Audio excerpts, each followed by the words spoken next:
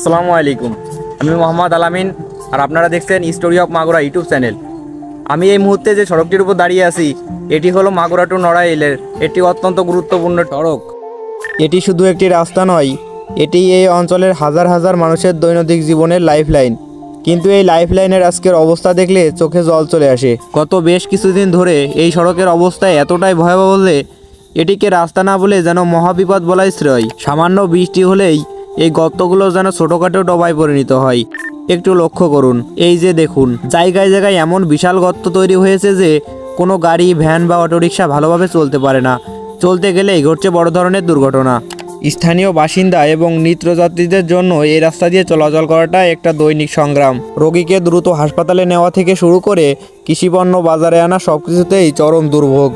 চলুন কথা বলি কিছু ভুক্তভোগী সাধারণ মানুষের সাথে, যারা প্রতিদিনই এই রাস্তা ব্যবহার করেন। ভাই, আপনাদের এই যে এলাকার এই রাস্তার যে অবস্থা, এতে মনে করেন চলাচলের কোনো মানে পরিস্থিতি নাই।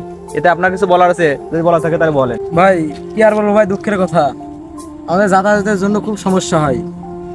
আমরা খুব ভোগান্তির ভিতরে আছি। তখন একটা অসুস্থ রুগী নিয়ে যাওয়া যায় রাস্তায়, চলাচল খুব সমস্যা হয়। দ্রুত নিয়ে যেতে পারেন হসপিটালে, গাড়ি চালাইতে গেলে মাজা ব্যথা হয়ে যায়। আমাদের একটা আবেদন প্রশাসনের কাছে, দ্রুত আমাদের রাস্তাটা ঠিক করে দেওয়া হোক। আপনারা শুনলেন সাধারণ মানুষের কষ্টের কথা। তাদের দাবি অত্যন্ত যুক্তিসঙ্গত।